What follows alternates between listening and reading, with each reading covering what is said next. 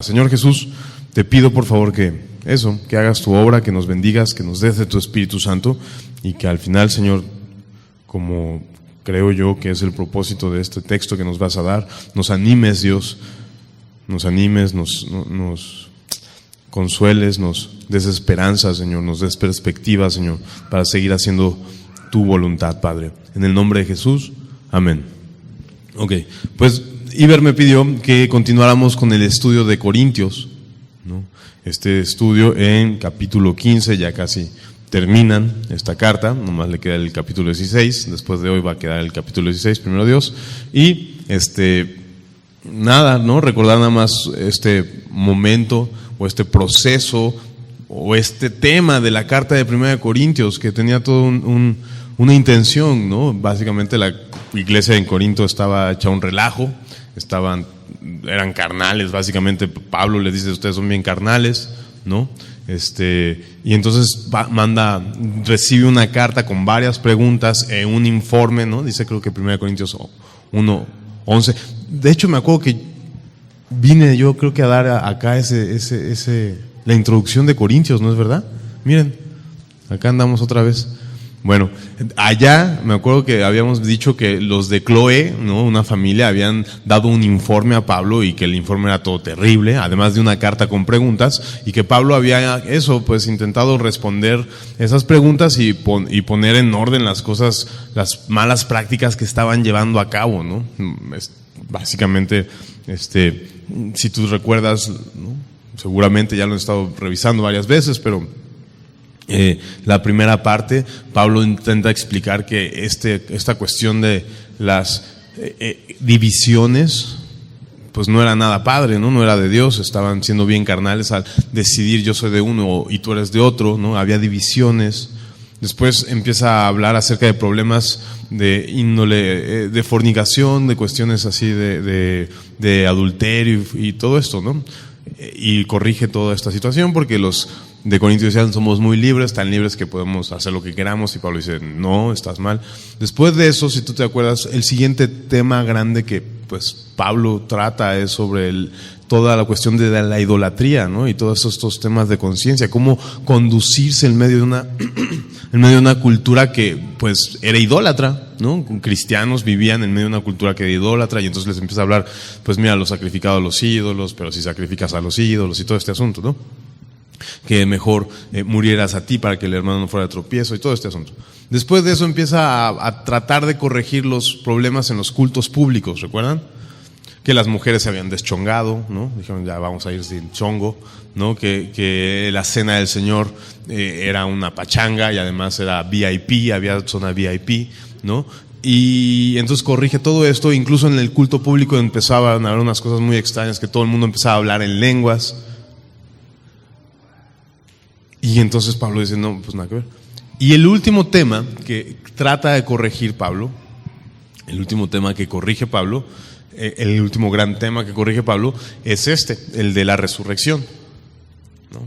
Entonces, al principio de esta carta, de este capítulo, si tú recuerdas, Pablo intenta dejar muy claro cuál es el evangelio y que la resurrección es pieza fundamental de lo que creemos, ¿no? Decía, si ustedes no han creído que Cristo resucitó, o sea, si Cristo, mejor dicho, no resucitó, pues vana es nuestra fe. Somos dignos de conmiseración, aún estamos en nuestros pecados. Estamos muertos, ¿no? Ya, o sea, seguimos en la misma condenación. Y además, decía Pablo, si Cristo no ha resucitado, somos los hombres más dignos de lástima, porque pues nos las pasamos sufriendo por causa de Cristo y Cristo ni siquiera resucitó, ni siquiera va a resurrección. Entonces como que les trata de explicar esto. Pero es muy interesante porque muy probablemente había, y lo explica, seguramente lo estudiaron, explica que empezó a entrar una enseñanza que decía que no había resurrección de los muertos. ¿Cómo dicen ustedes, dice Pablo, que no hay resurrección de los muertos si Cristo resucitó? ¿No? Y esta enseñanza se está invadiendo la iglesia en Corinto y básicamente por eso está este texto de 1 Corintios 15, en donde lo primero que trata es esta idea, en estos primeros versículos, que la resurrección de Cristo es fundamental para la fe cristiana. La segunda parte de este capítulo, no sé si recuerdas, habla de que la resurrección de Cristo tiene implicaciones incluso en el mundo entero y también implicaciones en nuestra vida, porque entonces vamos a resucitar, ¿no? Y cuando tiene implicaciones en el mundo entero, es cuando empieza a explicar que Dios puso bajo Cristo, sujetó todas las cosas bajo Cristo, ¿verdad? Y entonces está hablando como de este milenio, en este tiempo en donde Cristo va a gobernar. Y la tercera parte de este capítulo, que es justamente lo que vamos a ver hoy, a partir del versículo 35, Pablo empieza a explicar un poco, porque hay muchas dudas, vamos a ver que nos van a quedar muchas dudas, empieza a explicar un poco cómo va a ser ese nuevo cuerpo, cómo es eso de la resurrección, ¿no? Entonces, el versículo 35 dice así. ¿Dónde está? Acá está. Dice: pero dirá alguno, ¿cómo resucitarán los muertos? ¿Con qué cuerpo vendrán? Dice: necio, lo que tú siembras no se edifica si no muere antes, ¿no? La primera cosa que va a tratar aquí Pablo, básicamente vamos a ver 5 puntos, ¿no?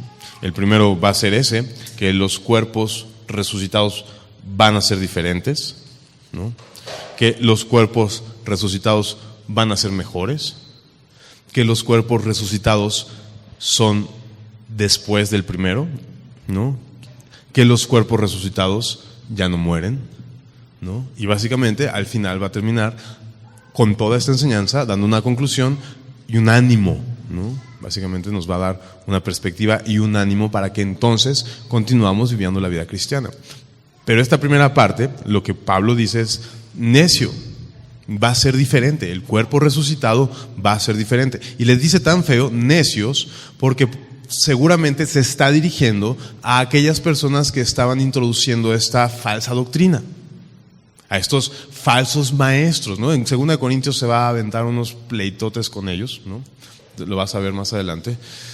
Pero ya estaban ahí falsos profetas metiendo malas enseñanzas, corrompiendo las cosas, ¿no? Y entonces probablemente a ellos es que le dicen necios, eres un necio. En aquella cultura, tanto judía como griega, estaba muy arraigada la idea de que no había resurrección, ¿no? Los saduceos, si tú te acuerdas, estos hombres que fueron a preguntarle a Jesús: oye, si una persona se muere y no tiene hijos, su esposa se casa con su hermano y tampoco tiene hijos, y se muere también, y su esposa se vuelve a casar, y así hasta 7 veces, ¿de quién va a ser? ¿Te acuerdas?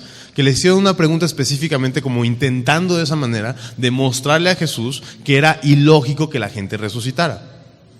Y esos eran los saduceos. En Hechos, en el capítulo 23:8, cuando arrestan a Pablo y lo llevan en Jerusalén lo arrestan, lo llevan ante el concilio, y Pablo, ya en la desesperación, los pone en pleito porque había fariseos y saduceos. Ahí en Hechos 28 dice que los saduceos no creen en la resurrección, ¿no? 23:8 dice que no creen en la resurrección, y no solamente eso, que no creen ni en lo espiritual, ¿no? Entonces probablemente no es extraño a nosotros. Sabemos que en aquel entonces había muchos judaizantes, ¿verdad? Que querían que la iglesia cristiana, que los cristianos regresaran al judaísmo, ¿verdad? Y muchas veces Pablo tuvo que luchar contra ellos. Ahí está Gálatas, ahí ves también otra vez una defensa de que no tenemos que regresar a la ley. Pero también no solamente los judíos, sino el mundo helénico, ¿no? El mundo griego, Platón incluso, todo este rollo de lo platónico, ¿verdad? Se tenía esta idea de que el cuerpo era la prisión del alma, ¿verdad?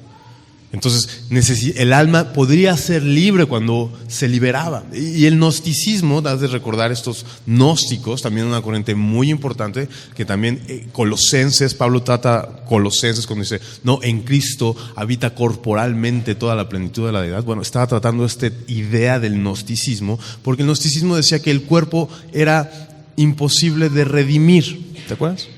Imposible de redimir, porque era malo de por sí. Ahora sí que de por sí era malo, no podías redimirlo, y por eso decían: pues dale a tu cuerpo alegría Macarena, porque de todas maneras no va a suceder. Es lo que dice 1 Corintios capítulo 6, dice, el cuerpo es para las viandas y las viandas para el cuerpo, ¿no? O sea, básicamente dale placer a tu cuerpo porque tu cuerpo no es redimible. Básicamente está tirado, está corrompido, vendido al pecado, ¿no? Los gnósticos decían que cuando Cristo murió en la cruz, sí, Dios estaba en Cristo, pero cuando Cristo murió en la cruz, Dios se le salió a Cristo para que el que muriera solamente fuera el hombre. Y Pablo dice en Colosenses, no es cierto. En él estaba todo Dios, ¿no?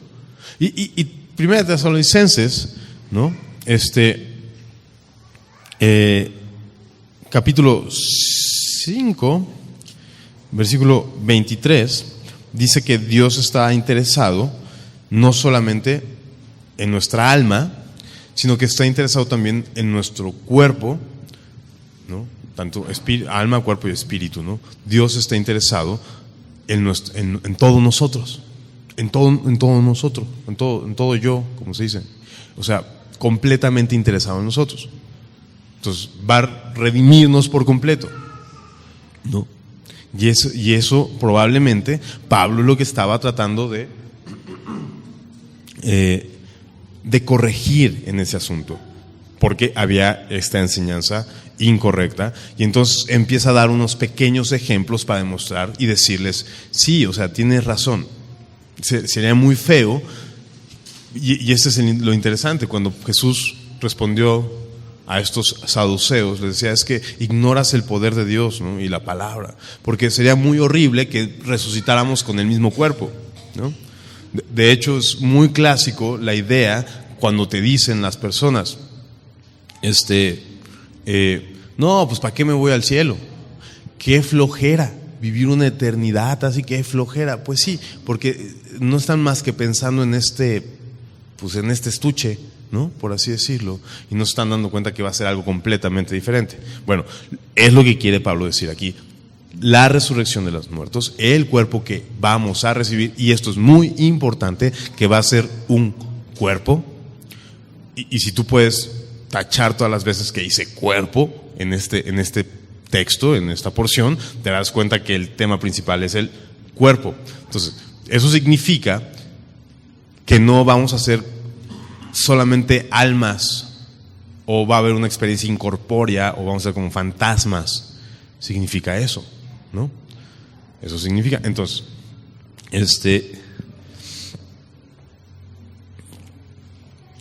necio, lo que tú siembras no se edifica si no muere antes. Lo que siembras no es el cuerpo que ha de salir, sino el grano desnudo, ya sea de trigo o de otro grano, ¿no?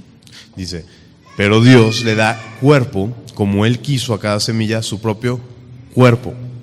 No toda la carne es la misma carne, sino que una carne es la de los hombres, otra carne la de las bestias, otra la de los peces y otra la de las aves. Hay cuerpos celestiales y cuerpos terrenales, pero una es la gloria de los celestiales y otra la de los terrenales. Entonces Pablo empieza a explicar y pone el ejemplo con semillas, ¿verdad? Lo que está diciendo es que cuando uno siembra una semilla, no espera recibir o que crezca una semillota, ¿verdad? O sea, no es como de voy a sembrar una semilla para que en, no sé, 3 meses ya haya una semilla así grande. No. O sea, básicamente pone el ejemplo para demostrar que lo que sale es algo completa, sí sale de lo mismo, sí sale de ahí, pero es diferente. Sale de ahí, pero es mejor. Sale de ahí, pero es más grande, más gloriosa, ¿no? Y lo que dice Pablo es que primero tiene que morir, ¿no?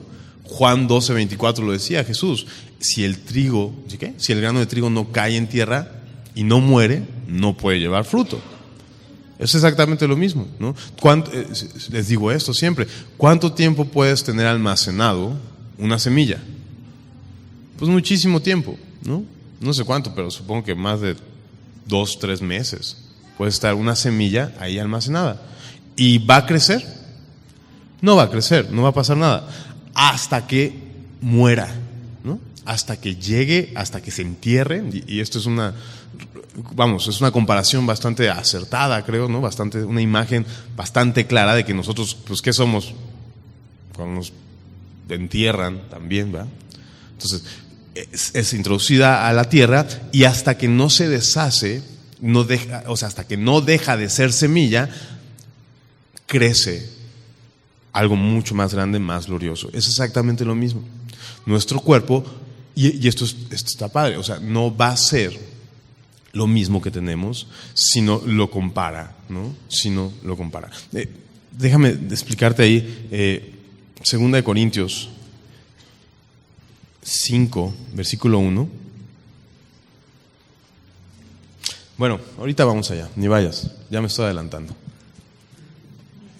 Simplemente lo que trata de decir acá Pablo es que van a ser diferentes, ¿no? Ahorita vamos ahí a 2 Corintios 5, 1. Lo que dice es, va a ser diferente, ¿no? Y entonces pone de ejemplo el versículo 38, pone ejemplos como diciendo, hay diferentes diseños para las diferentes funciones. Dios aún, ¿no? Y es lo que dice ahí, Dios le da cuerpo como Él quiso a cada semilla su propio cuerpo.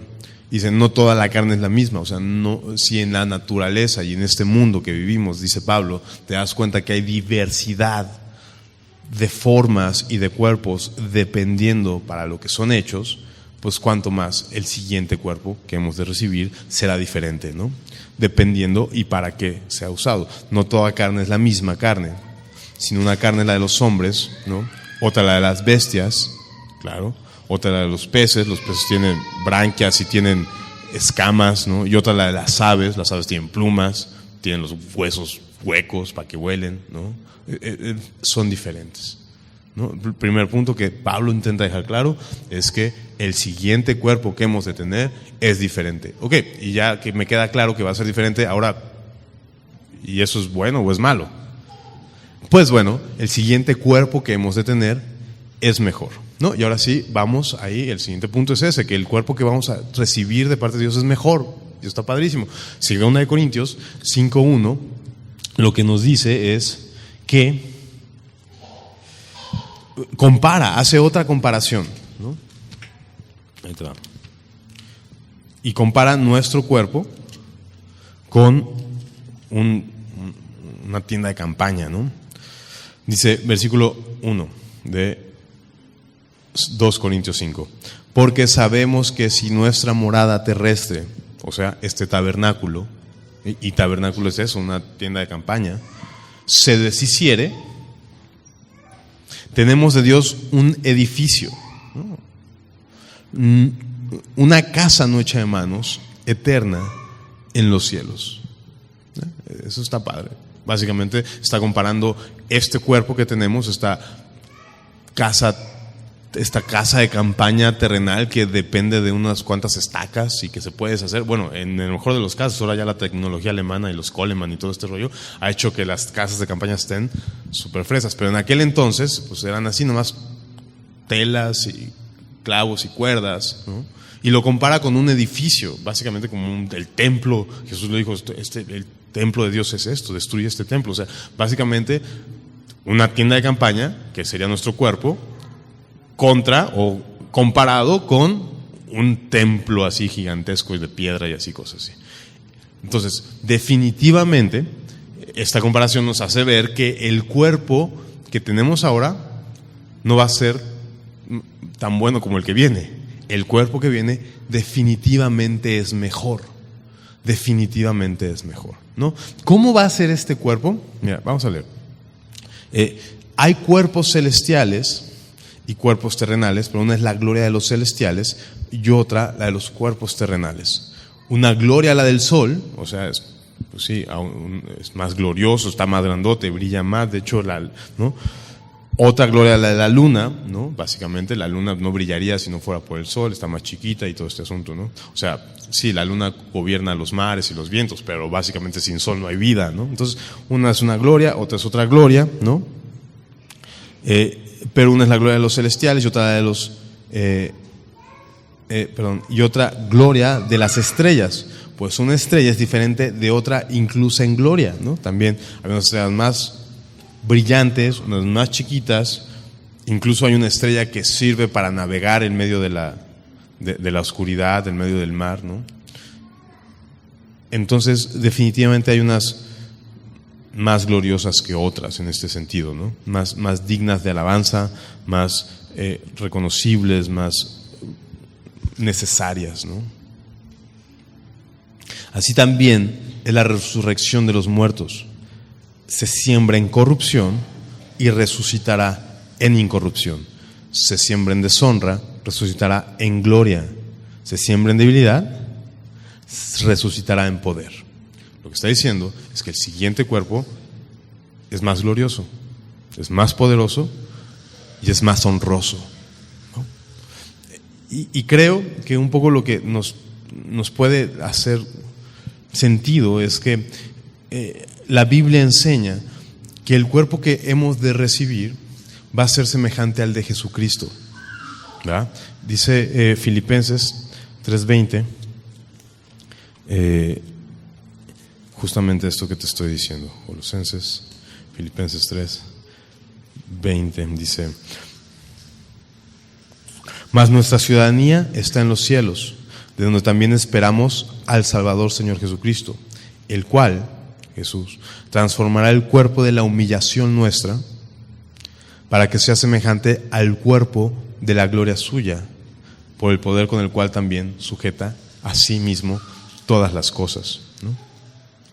Entonces, en ese sentido, vamos a tener un cuerpo como el de Jesús resucitado, ¿no? Creo que ya quedó claro ese rollo de la resurrección. Resurrección no es resucitar, ¿verdad? Digo, no es revivir, sí es resucitar, no es revivir. Para revivir, ahí está Lázaro, ¿verdad? Pero pues ya se volvió a morir. Talita también revivió, pero pues ya está muerta. Resurrección, resucitar, significa esto, que tu cuerpo es glorificado, que tu cuerpo, que el Señor Jesús es el único que hasta hoy ha resucitado. Bueno, eso lo vamos a tratar de descubrir ahorita en unos segundos más, pero básicamente es el primero que resucitó y por lo menos el primero que se ha manifestado en cuerpo resucitado a la humanidad. Y la Biblia enseña que nosotros vamos a tener un cuerpo semejante al de Él.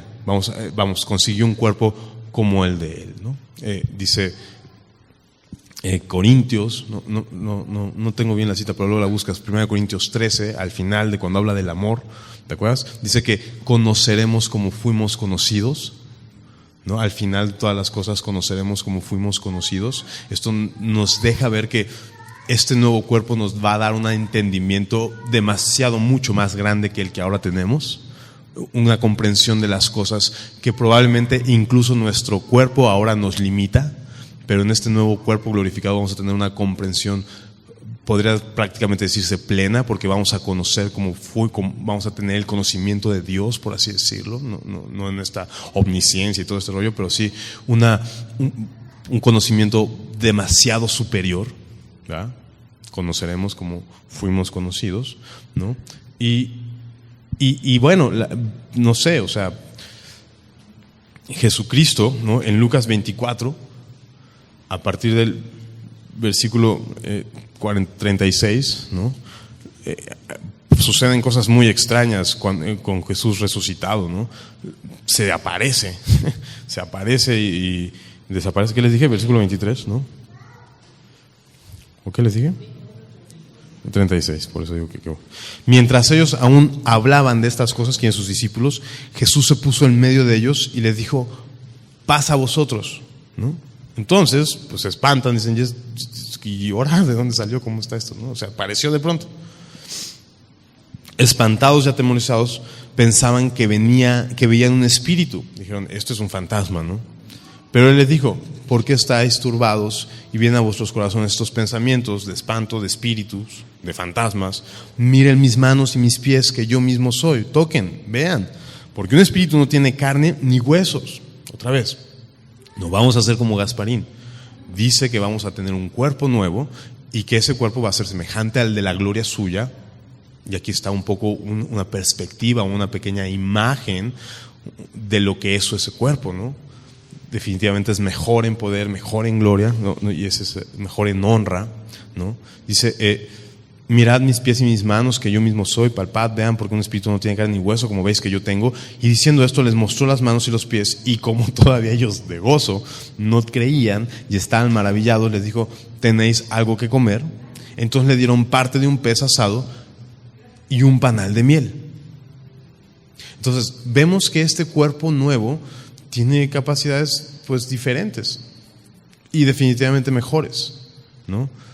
No sé si vamos a no sé cómo va a ser lo que sigue, pero una de las cosas que tenemos que entender es que este cuerpo, principalmente la belleza de esto es que tendrá, y cuando dice es diferente en gloria, tendrá la capacidad de estar delante de Dios sin ser consumido. Y eso está padrísimo, ¿no? Dice Juan, primera de Juan, capítulo 3, versículo 2, ¿no? Dice que aún no se ha manifestado lo que hemos de ser en aquel entonces, pero sabremos que seremos como Él es, porque le veremos, ¿verdad? Porque tendremos la capacidad de estar delante de Él sin ser consumido, ¿no? ¿Tú te acuerdas? Éxodo 33:20. En Éxodo 33:20, Moisés está ahí en el Sinaí y Dios le dice, ¿sabes qué? Lleva a tu pueblo y pastoréalo y todo esto, ¿no? Es cuando básicamente le dicen, ¿no sabes que te doy otro pueblo? Y Moisés dice, no, espérame, van a decir que no pudiste. Y entonces ahí en ese diálogo, Moisés le dice, solamente me basta con verte, muéstrame tu gloria. Y te acuerdas lo que le responde Dios y le dice, ¿sabes qué? Te voy a cubrir y voy a pasar y nomás vas a ver mis espaldas. Porque no puede haber un solo hombre que me vea y siga viviendo, ¿no? Entonces básicamente este cuerpo no tiene ni este cuerpo porque hay pecado en él. Dice Romanos, si tú te acuerdas, en Romanos capítulo 7 explica toda esta realidad de que en nosotros vive el pecado. Bueno, este nuevo cuerpo no va a tener ese pecado. El cuerpo pecador que ahora tenemos no podría estar delante de la presencia de Dios porque sería consumido, pero el nuevo cuerpo que Dios nos va a dar tiene la capacidad de estar delante de Dios sin ser consumido. Es un cuerpo glorioso. Y esto esencialmente es lo más maravilloso del nuevo cuerpo. Más allá de si volamos, atravesamos paredes o lo que sea, lo más increíble de todo es que tenemos la capacidad de, en un cuerpo, experimentar plenamente a Dios. Plenamente a Dios. Sin pecado. Un cuerpo sin pecado, con la capacidad de verlo, conocerlo, pensar como Él, sentir, actuar como Él. Es algo realmente asombroso y creo que esto es lo más deseable, ¿no? De hecho, Pablo, ahí en 2 Corintios capítulo 5, donde leíamos, dice que esta realidad le hace gemir, ¿no? Vamos a ir rápido. 2 Corintios 5, versículo 2, y por esto también gemimos deseando ser revestidos de aquella nuestra habitación celestial, pues así seremos hallados vestidos y no desnudos, ¿no? Entonces, deseamos ya estar delante de Él, porque más allá de que nos duela ya todo y que tengamos achaques por todo y que ya nos duelen las rodillas y así todo, más allá de eso, no vamos a tener que estar lidiando con la corrupción de nuestra vida. Ya no vamos a tener que estar lidiando ni con las tristezas, ni con los engaños, ni con las mentiras, ni con ni con nada de eso, ni con tentaciones. No vamos a estar teniendo que lidiar con pecar. Se va a quitar. Vamos a ser completamente plenos, felices, ¿no? Increíble. Y vamos a poder estar delante de Dios y conocerlo a plenitud.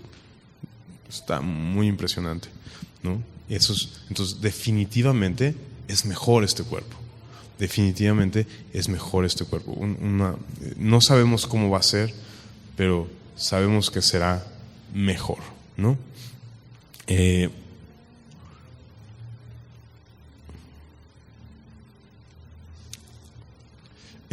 ¿No? Luego, la siguiente.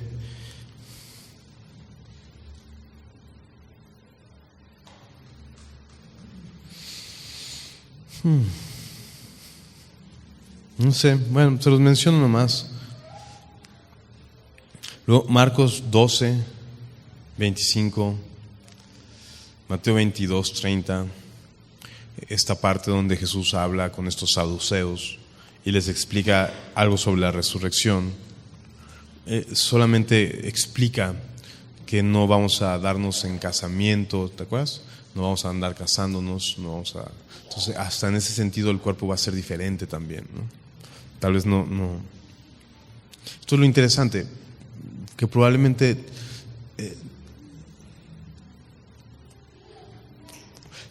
tal vez haya un pensamiento en donde tengamos un cuerpo semejante al de Adán. Pero yo personalmente creo que más que un cuerpo semejante al de Adán antes de caer, vamos a tener un cuerpo semejante al de Cristo, ¿no? Creo que el de Adán no estaba diseñado para este mundo físico y este entorno en el que vivimos, pero el cuerpo que Cristo tiene está también diseñado y capacitado para este mundo físico. Vimos que comía peces, pero está capacitado también para recibir incluso cielos nuevos y tierra nueva y seguir en él. ¿Me explico? Por eso esto de seremos como ángeles y vamos, va a haber una pequeña diferencia, pero bueno, hablando de Adán, vamos a continuar.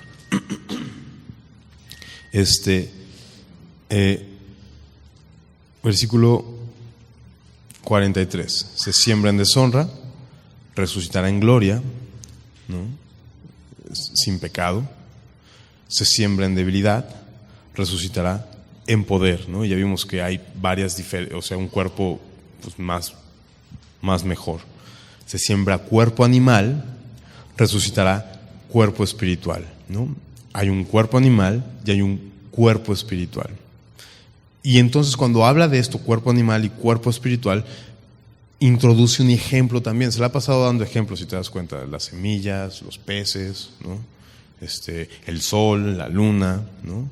Y ahora va a poner de ejemplo a Adán y a Jesús, como ya lo hizo en Romanos 5 y así, ¿no? Dice, así también está escrito: fue hecho el primer hombre, Adán, alma viviente, y el postrer Adán, espíritu vivificante, ¿no? ¿Quién es el postrer Adán?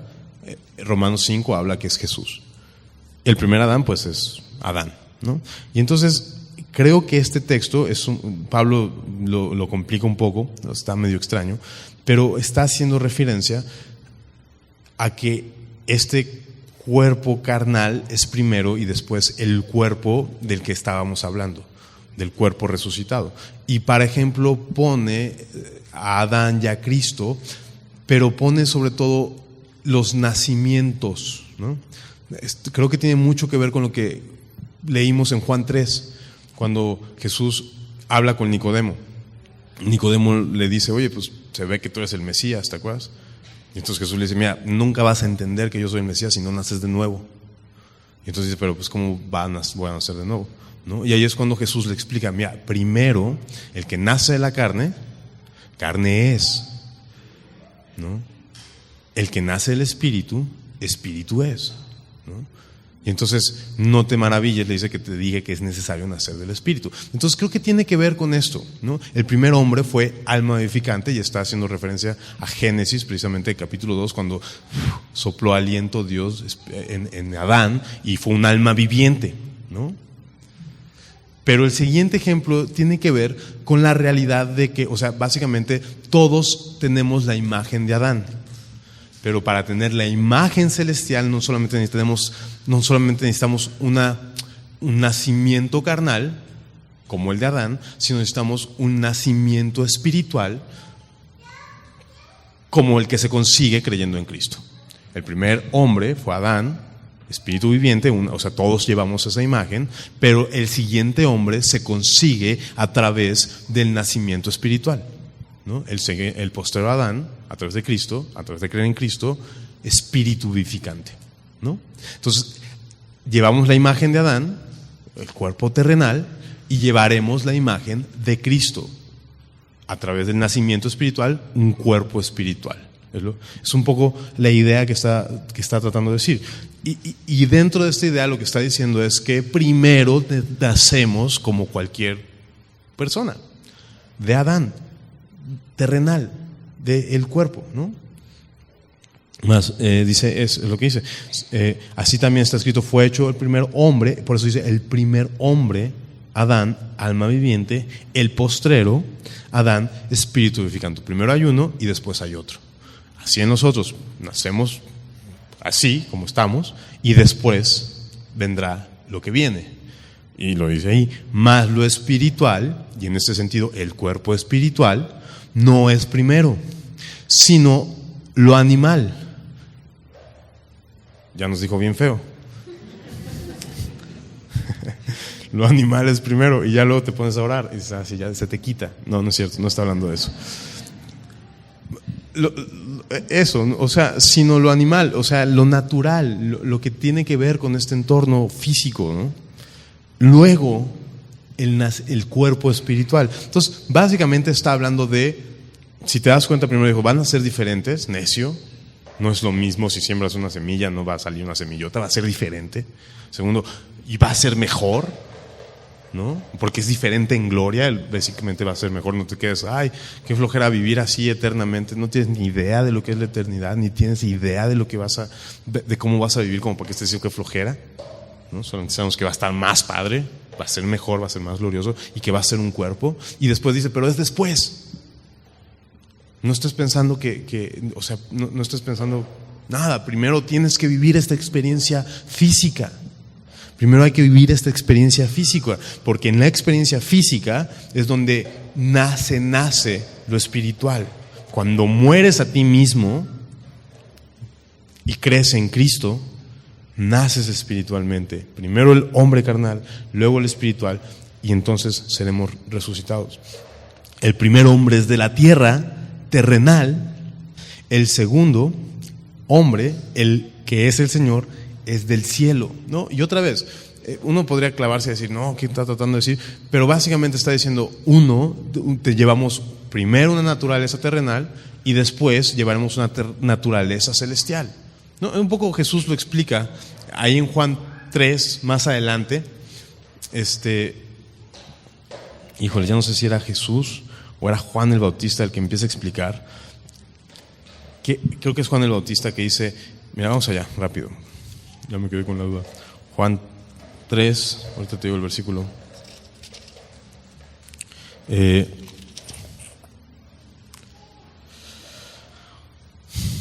No, sí es Juan, versículo 28. Vosotros mismos me sois testigos de que yo dije, yo no soy el Cristo, sino que soy enviado delante de él. El que tiene la esposa es el esposo, mas el amigo del esposo que está a su lado y le oye se goza grandemente de la voz del esposo. Así pues, este es mi gozo, está cumplido. Es necesario que él crezca, pero que yo mengüe. Y aquí es donde te digo que medio que pareciera que retomara la idea Pablo de esto, ¿no? El que de arriba viene es sobre todos, o sea, Jesús. El que es de la tierra es terrenal y cosas terrenales habla. El que viene del cielo es sobre todos y lo que vio y oyó, esto testifica y no reciben su testimonio, ¿no? Entonces, es un poco lo que está diciendo acá. Llevamos la imagen terrenal, pero Él, que tiene la naturaleza celestial, está aquí y nosotros también después tendremos esa naturaleza celestial, ¿no? Versículo 49, y así como hemos traído la imagen del terrenal, traeremos también la imagen del celestial.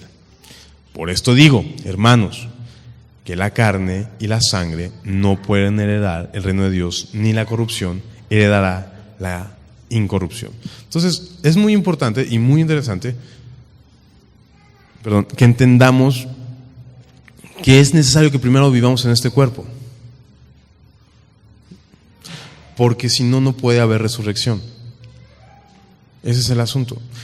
Y lo que es muy padre también es que entonces la muerte viene a ser algo bueno, porque si no muriéramos, bueno, y ahorita vamos a hablar un poquito más de ese tema, porque si no muriéramos, pues no tendríamos un cuerpo diferente. ¿Cómo explicarte? O sea, eso.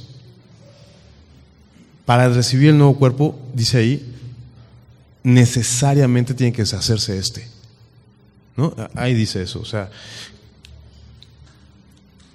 dice, pero esto digo, hermanos, que la carne y la sangre no pueden heredar el reino de Dios, ni la corrupción hereda la incorrupción. Entonces, así como estamos, no podemos estar delante de Dios. Es necesario que esto se deshaga. Para eso está la muerte. Es necesario que esto se deshaga. Entonces, ¿cómo te explico? A mí me dio mucha paz cuando dije, pues claro, está padre, entonces sí está padre morir, porque si no muriera nunca recibiría un cuerpo nuevo. Necesita primero morir esto, enterrarse esto, para entonces recibir lo que viene, ¿no? Ahora, hay un misterio aquí. ¿Cuándo se efectúa la resurrección? Sí, ya vimos que unos primero y otros después, pero ¿cuándo es la resurrección? Pues ahora sí que como dice el francés, ¿se acuerdan cómo dice el francés? Ve-toi a saber cuándo se haga, porque no es clara la Biblia. No es clara la Biblia en ese sentido. Básicamente hay 3 posturas.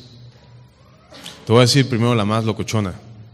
La más locochona es que tenemos un cuerpo intermedio cuando estemos en el cielo, como el águila. Ya le estoy haciendo anuncios así comercial al águila que te presta un coche mientras reparan el tuyo. Básicamente algunos creen que vamos a tener un cuerpo así cuando estemos en el cielo. Las otras 2 posturas, que son más bíblicas, enseñan que, pues ahora sí que hay de 2 sopas, ¿no? O estamos en el cielo con un cuerpo, que cuando morimos al microsegundo eterno que le sigue, somos revestidos de un cuerpo, ¿no? Y esto un poco, estuve leyendo algunos comentarios y se basan un poco en Mateo 22, justamente con esto que te estoy diciendo. Cuando Jesús vienen los saduceos y le preguntan esto, y Jesús responde, Dios no es Dios de muertos, ¿no? ¿Por qué diría que es el Dios de Abraham? No, ¿de quién? El Dios de Isaac, de Abraham, de Jacob, ¿no? De los patriarcas, pues. Y Dios dice, pues no es un Dios de muertos, es un Dios de vivos, ¿no? Y después pareciera que en la transfiguración, ¿no?, aparece Abraham y los apóstoles lo reconocen con un cuerpo, ¿no? Entonces hay una postura que en cuanto resucitamos, tenemos un cuerpo, que sale un cuerpo, pero que es un cuerpo celestial, que tiene la capacidad de estar delante de la presencia del Señor, como que en esta idea de que tenemos esta capacidad de vivir en otra dimensión con ese cuerpo, ¿no?, o algo así. Está raro, o sea, la verdad es que está muy extraño, te da para pensar muchísimas cosas, ¿no? Hasta para hacer un libro o algo así. Está muy extraño. Pero la otra postura también, y yo no sé, no es que me incline más por esta, pero encuentro más fundamentos bíblicos. La otra es que seremos resucitados cuando Él regrese. Primero los muertos, ¿no? Dice 1 Tesalonicenses 4, mira, vamos rápido allá. Versículo 4.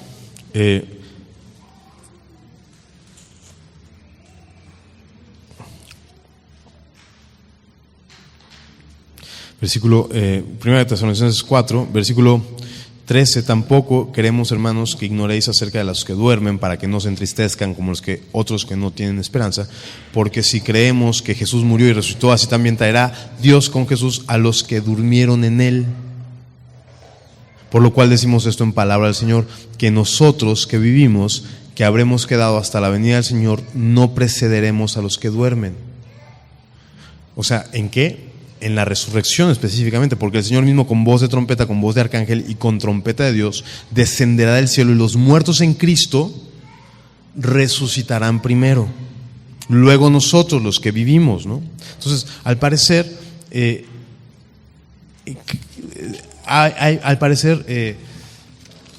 primero resucitan, o bueno, se resucitan primero los que están muertos y luego los que están en la tierra, ¿no?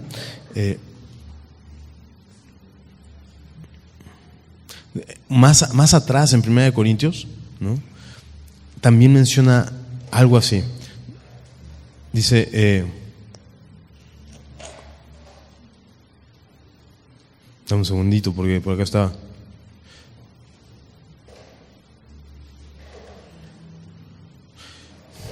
Versículo 20 de 1 Corintios 15, mas ahora Cristo ha resucitado a los muertos, primicias de los que durmieron es hecho, o sea, Él resucita primero, ¿no? Versículo 23, pero cada uno en su debido orden, Cristo las primicias, luego los que son de Cristo, ¿cuándo? En su venida, ¿no? Parece que la resurrección sucede más en este momento cuando Él regresa. Algunos dicen, pero es que es imposible, porque como veíamos en 1 Tesalonicenses 5, 23, que el cuerpo y el alma son indivisibles, por así decirlo. No, o sea, digamos que 1 Corintios 6, cuando habla acerca de esto, la fornicación, deja ver que el cuerpo tiene, la experiencia corporal tiene implicaciones espirituales, ¿no? y lo manifiesta a través de estas relaciones sexuales y todo este rollo, ¿no? Entonces, pareciera que somos nosotros, no podemos ser indivisibles, ¿no? Siempre tenemos que tener un cuerpo. Jesús dijo por eso, bueno, Pablo dijo en Tesalonicenses, que lo que le importa es completamente todo, cuerpo, alma y Espíritu Santo, pero cuerpo también, ¿no? Entonces es imposible que pueda haber una disasociación o una separación. Yo personalmente creo que, pues, por lo menos por lo que veo, creo que ahí dice que en su venida es cuando resucitan, ¿no? En Tesalonicenses dice que cuando Él venga y lo recibamos es cuando las personas resucitan, ¿no? Ahora, veo también en por ejemplo, Apocalipsis 6:9, Apocalipsis 20:4, que Juan ve almas. Y es interesante que diga, veo las almas de los que murieron decapitados y todo este rollo, ¿no? Algunos miran, sí, pero ahí dice que les puso después unas vestiduras blancas y les dijo, descansen hasta que se cumplan todas estas cosas. Bueno, pero ¿y cómo vas a descansar si no tienes cuerpo? ¿De qué te cansas? Bueno, Jesús dijo, venid a mí todos los que estén cansados y trabajados y hallarán descanso para vuestras almas, ¿no? En Mateo 11:28. Entonces, y las vestiduras blancas, pues definitivamente no es algo literal. Bueno, entonces yo me inclino más a este rollo de las almas. Ahí en 2 Corintios 5, mira, vamos rápido ahí, en 2 Corintios 5, donde estábamos leyendo, habla de algo interesante también, ¿no? Versículo 3, pues si seremos hallados vestidos y no desnudos, porque asimismo los que estamos en este tabernáculo gemimos con angustia, no queriendo ser desnudos, sino revestidos para que lo mortal sea absorbido por la vida, ¿no? Lo que hace ratito estábamos leyendo esto, ¿te acuerdas? Que el tabernáculo, un edificio, todo este rollo, ¿no? Así que vivimos confiados siempre y sabiendo que entre tanto que estamos en el cuerpo, estamos ausentes del Señor, porque por fe andamos y no por vista. O sea, todavía no hemos recibido lo que tenemos que ver, ¿no? Pero confiamos y más quisiéramos estar ausentes del cuerpo y presentes al Señor. Entonces, como que pareciera que hay un momento en donde puedes estar ausente del cuerpo, o sea, sin cuerpo, pero presente al Señor. Ahora, esto tú dices, no, pues es que sí se oye feo, pero, o sea, como que da ñáñaras, como que vas, o sea, sí voy a ser Gasparino, ¿no? Entonces, ¿de qué estamos hablando? Pero sucedió algo también muy extraño que dijo Pablo en 2 Corintios, en el versículo 2, en el capítulo 12, a partir del versículo 2 dice, hace 14 años, en el cuerpo no lo sé, o en el alma no lo sé, hubo un hombre que subió al tercer cielo. Entonces, Pablo tuvo una experiencia y no fue un sueño, porque si no diría, soñé con el tercer cielo. Dice, no, fui hasta el cielo y no sé si tenía cuerpo o no. ¿Qué te hace pensar eso? Ah, ¿verdad? ¿Quién que lo piense todo yo? ¿Que me rompa yo los sesos solo? ¿Qué te hace pensar? A mí me hace pensar que, pues quién sabe. O sea, lo que me hace pensar es que él vivió una experiencia que bien podría decir que sí tenía un cuerpo. ¿Sí me explico? Pero también me hace decir, pudo haber también vivido una experiencia a nivel de alma con la capacidad de sentir un cuerpo aunque no lo tuviera, ¿no? O sea, básicamente cuando uno sueña, no sueñas como si no tuvieras cuerpo, ¿o sí? ¿O cómo está? Es raro, ¿no? Ahora, ¿qué tal estos tipos, estas personas que por alguna razón pues, se les tuvo que amputar un miembro o algo así y siguen teniendo comezón en esa parte que ya no está? Entonces, está raro. Solamente estoy poniendo esto sobre la mesa, ¿no? Esta idea también en Mateo capítulo 10, cuando dice, versículo 28, cuando dice, no tengas miedo a los que solamente matan el cuerpo y al alma no le pueden hacer nada. O sea, también queda como que, ok, el alma, o sea, sí pueden tocar el cuerpo, pero y el alma no. Significa que el cuerpo sí lo pueden deshacer y el alma no. Entonces, está raro, yo no sé, o sea, simplemente por base a varios textos, yo creo que se puede vivir una experiencia delante del cielo, incluso pensar que una experiencia corporal sin cuerpo en el cielo y que seremos revestidos y resucitados cuando Él regrese. Yo encuentro más fundamentos bíblicos en eso. Tal vez no he buscado más en los otros, pero encuentro más fundamentos bíblicos en eso, ¿no? Lo que sí es que lo que no comparto mucho es que nos vamos a quedar dormidos un ratote hasta que regresemos. Eso no, bueno, es raro también y no importaría mucho. O sea, cuando el ladrón que estaba colgado en la cruz al lado de Jesús le dijo, acuérdate de mí cuando vengas en tu reino, ¿te acuerdas qué le respondió Jesús? Hoy estarás conmigo en el cielo, ¿no? Entonces como que algunos dicen, no, pero eso significaba mañana. Entonces como de,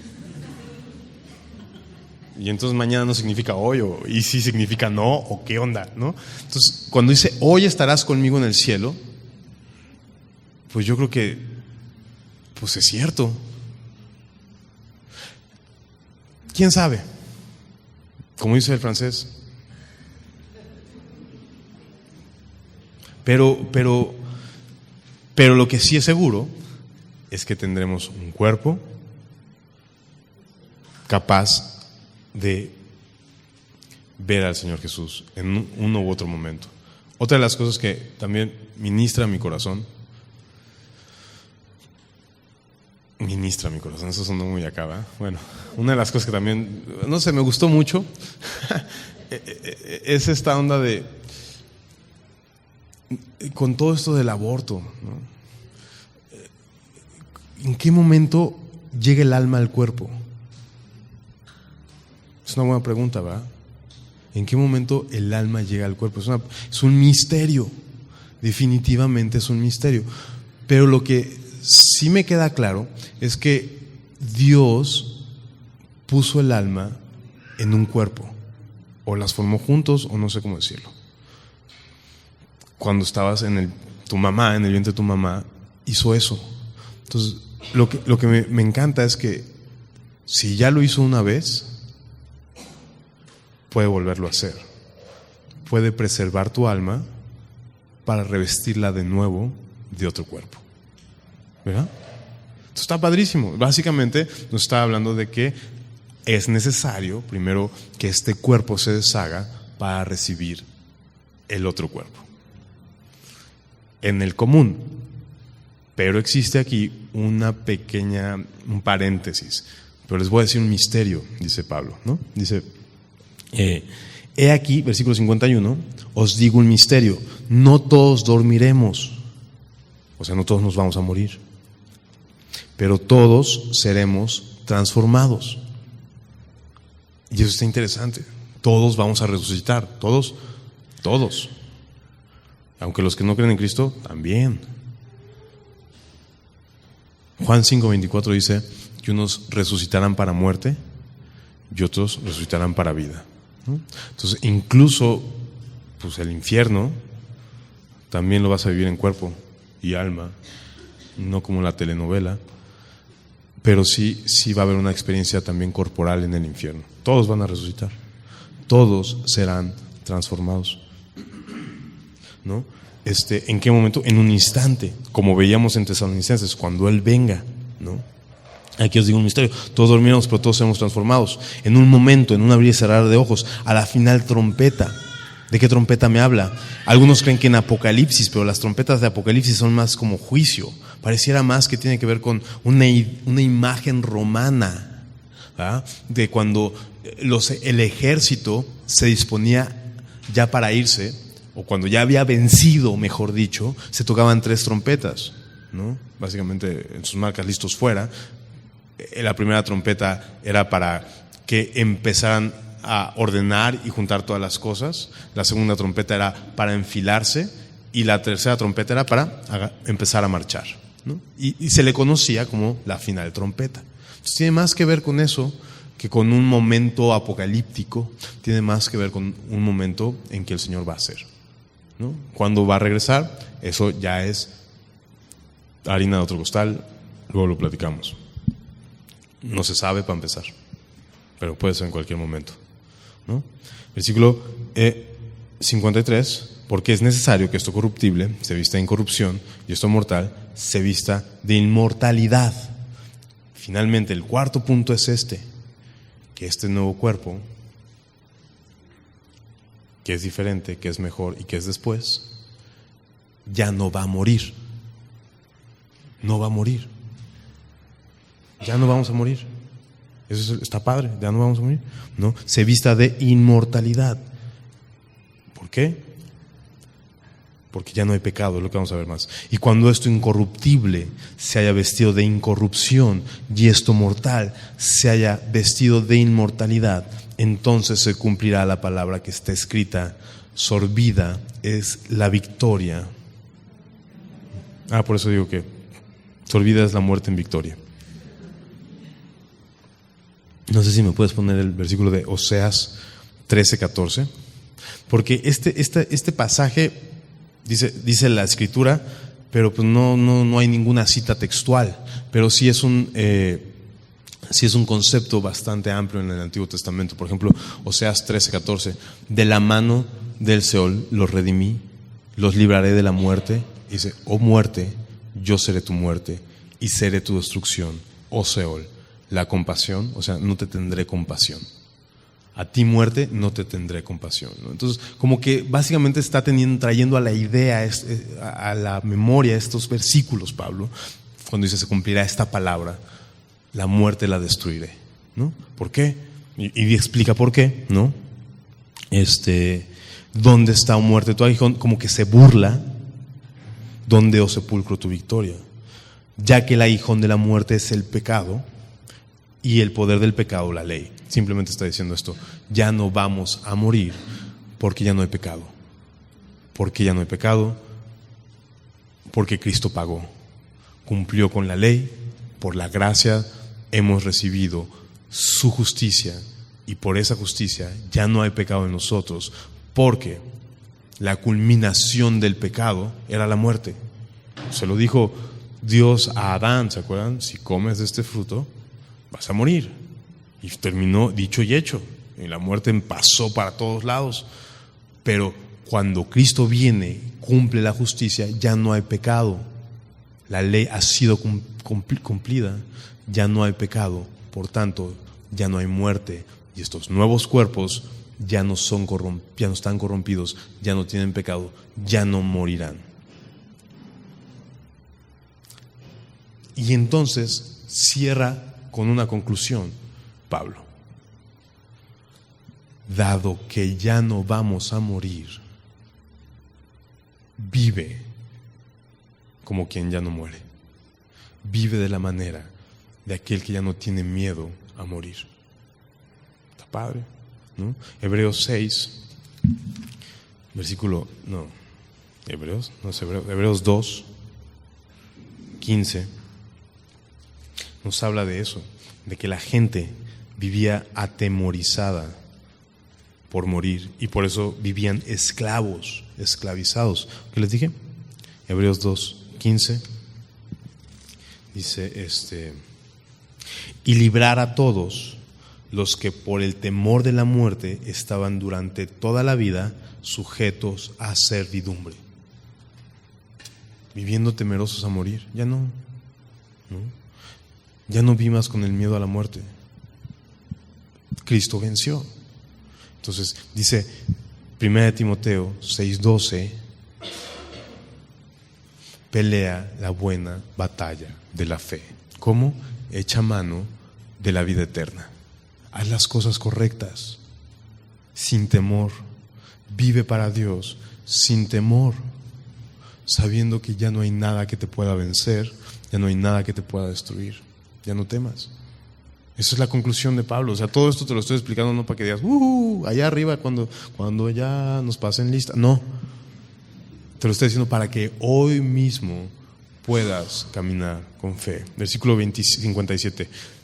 Mas gracias sean dadas a Dios, que nos da la victoria por medio de nuestro Señor Jesucristo. Así que, hermanos míos, estad firmes y constantes, creciendo en la obra del Señor, siempre sabiendo que vuestro trabajo en el Señor no es en vano.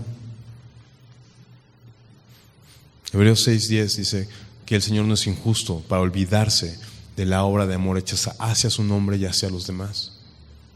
La Biblia enseña que recibiremos coronas por lo que hagamos aquí. Este no es el fin. La muerte no tiene la última palabra. La muerte fue vencida y hay algo más allá de la muerte. Todos los que estamos en Cristo tenemos una esperanza viva de que no moriremos. Así que vivamos como aquellos que saben que no van a morir. Para la gloria de Dios. Sigan creciendo en la obra del Señor, sabiendo que lo mejor está por venir. Pero que aquello se consigue aquí. ¿No? Ok. El cuerpo resucitado va a ser diferente. Va a ser mejor. Va a ser después. Y ya no va a morir. Por tanto, sigamos fieles al Señor. ¿Ok? Vamos a orar. Dios, gracias te damos, Señor, por lo que conseguiste por nosotros, Dios. Por lo que has conseguido para nosotros. Vida eterna, un cuerpo incorruptible, Señor. No, ya no vamos a morir, Señor. Ya no tenemos que temer. Lo has logrado, Señor. Haz tu obra, Señor, en nuestras vidas. Permítenos tener esta realidad en nosotros, Señor. Permítenos hacer lo correcto, pelear la buena batalla, Señor, de la fe. Dejar el miedo a un lado, Señor, y vivir para glorificarte. Por favor, Padre. Te agradecemos tu victoria y tu palabra, Señor. En el nombre de Jesús. Amén.